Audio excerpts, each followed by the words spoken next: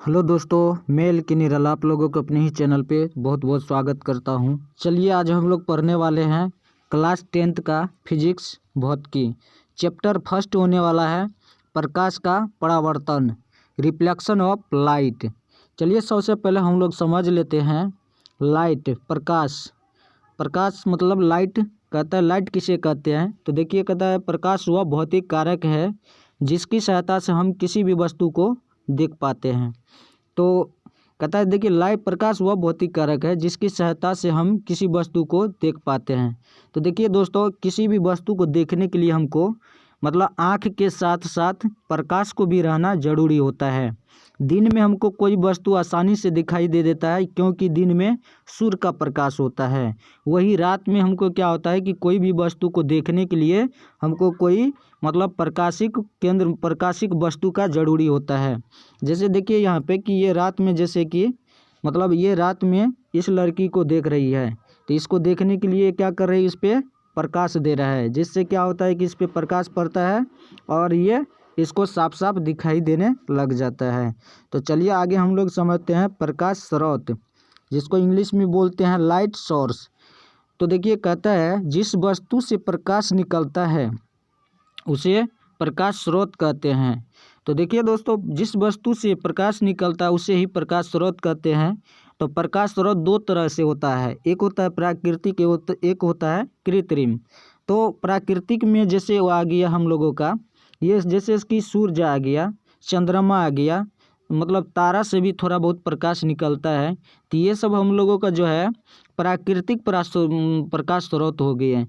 कुछ जैसे कि मानव निर्मित प्रकाश स्रोत होते हैं, जैसे मोमबत्ती हो गया, इसके बाद जो है बिजली का बल्ब हो गया, जलता हुआ बल्ब हो गया। ये सब हम लोगों का क्या हो गया, कृत्रिम प्रकाश स्रोत हो गया। चलिए तो आगे हम लोग जानते हैं प्रदीप्त वस्तुएं। तो देखिए प्रदीप्त वस्तुएं जिसको बोलते हैं इंग्लिश में लुमिनस ऑब्जेक्ट। तो कहता है देखिए कहता है जो वस्तुएं प्रकाश उत्सर्जित करती है प्रदीप्त वस्तुएं कहलाती है, जैसे सूर्य, जलती मोमबत्ती आदि। तो देखिए हमारे आसपास ढेर सारा पदार्थ होते हैं, लेकिन कुछ पदार्थ जो है प्रदीप्त होते हैं, कुछ जो है अप्रदीप्त होते हैं। तो हम लोग इसमें जानेंगे कि प्रदीप्त वस्तुएं। तो देखिए प्रदीप्त वस्तुएं भी दो तरह के होते हैं, एक प्राकृतिक होता है, एक मानव निर्मित होता है, कृत्रिम होता है। तो इसमें देखिए कि जैसे सूर्य का प्रकाश क्या है, ये प्रदीप्त वस्तु है क्योंकि इससे भी प्रकाश निकलता है। तो ये प्राकृतिक मतलब जो है प्रदीप्त वस्तुएं हो गया। फिर चंद्रमा हो गया, ये कृत्रिम हो गया, जलता हुआ ये बल्ब हो गया। फिर ये मोमबत्ती हो गया, ये सब क्या हो गया, ये सब प्रदीप्त वस्तुएं हैं जो मतलब जो है जिससे प्रकाश निकलता है। चलिए आगे हम लोग जानते हैं अप्रदीप्त वस्तुएं।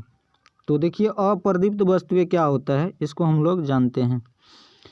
अप्रदीप्त वस्तुएं जिसको बोलते हैं नॉन लुमिनियस ऑब्जेक्ट, कहता है जो वस्तुएं प्रकाश उत्सर्जित नहीं करती है उसे अप्रदीप्त वस्तु कहते हैं। जैसे टेबल, कुर्सी, टेबल हो गया, कुर्सी हो गया आदि।